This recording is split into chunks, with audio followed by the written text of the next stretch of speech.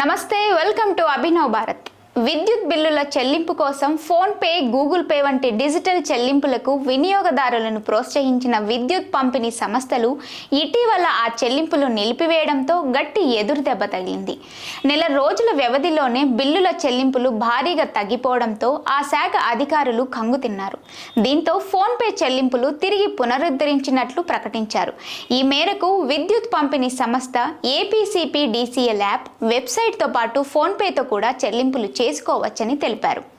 సాధారణంగా విద్యుత్ రెవెన్యూ కార్యాలయాలకు వచ్చి క్యూలలో వేచి ఉండడం వంటి వ్యయ ప్రయాసాలు లేకుండా ప్రత్యామ్నాయ చెల్లింపులకు వినియోగదారులను ప్రోత్సహించారు. ఆన్లైన్ చెల్లింపులతో పాటు స్మార్ట్ ఫోన్ల వినియోగం పెరిగాక ఫోన్ల నుంచే బిల్లుల చెల్లింపు జరుపుకునేలా ఫోన్ పే, గూగుల్ పేలను ప్రోత్సహిస్తూ వినియోగదారులకు అవగాహన కూడా కల్పించారు. తద్వారా బిల్లుల చెల్లింపు ఎంతో సులభతరంగా మారింది. విద్యుత్ శాఖ కూడా సకాలంలో బిల్లుల బకాయిలు ఖజానాకు వచ్చి చేరాయి. కొన్ని సాంకేతిక కారణాలతో గత నెలాఖరున ఫోన్ పే, గూగుల్ పే చెల్లింపులు చెల్లవని ప్రకటించడంతో వినియోగదారుల్లో తీవ్ర గందరగోళం వ్యక్తమైంది. ఇప్పటి వరకు ఫోన్ పే, గూగుల్ పేల సాయంతో విద్యుత్ బిల్లుల చెల్లింపునకు అలవాటు పడిన వినియోగదారులు ఏపీసీపీడీసీఎల్ యాప్, వెబ్సైట్ ద్వారా చెల్లింపులు తెలియక విద్యుత్ రెవెన్యూ కార్యాలయాలకు పెద్ద ఎత్తున చేరుకున్నారు.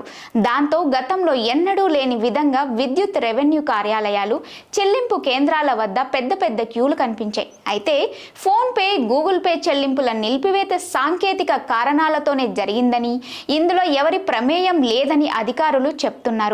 ఆన్లైన్ చెల్లింపుల నిలిపివేతతో కోట్లలోనే బకాయిలు నిలిచిపోయినట్లు సమాచారం. ఏపీసీపీడీసీఎల్ పరిధిలోని విజయవాడ, సిఆర్డీఏ, గుంటూరు, ఒంగోలు సర్కిల్స్ పరిధిలలోని మొత్తం పెద్ద ఎత్తున బకాయిలు నిలిచిపోయాయని ఆ శాఖ వర్గాలు ఆందోళన చెందుతున్నాయి. ఇలా అయితే పరిస్థితి తారుమారయ్యే ప్రమాదం ఉందని గుర్తించిన ఉన్నతాధికారులు ఫోన్ పే ద్వారా కూడా చెల్లింపులు పునరుద్ధరించినట్లు తెలుస్తోంది. మరో 4-5 రోజుల్లో గూగుల్ పేతో కూడా విద్యుత్ బిల్లుల చెల్లింపులు అందుబాటులో రానున్నట్లు ఆ శాఖ వర్గాలు పేర్కొన్నాయి. మొత్తానికి వినియోగదారులు మాత్రం ఈ విషయంలో సంతోషం వ్యక్తం చేస్తున్నారు. సాంకేతిక కారణాల వల్ల కాకుండా ఒకవేళ కావాలనే గతంలో విద్యుత్ శాఖ ఈ పని చేసి ఉంటే దెబ్బకు దెయ్యం వదిలింది అంటూ మరికొందరు కామెంట్ చేస్తున్నారు.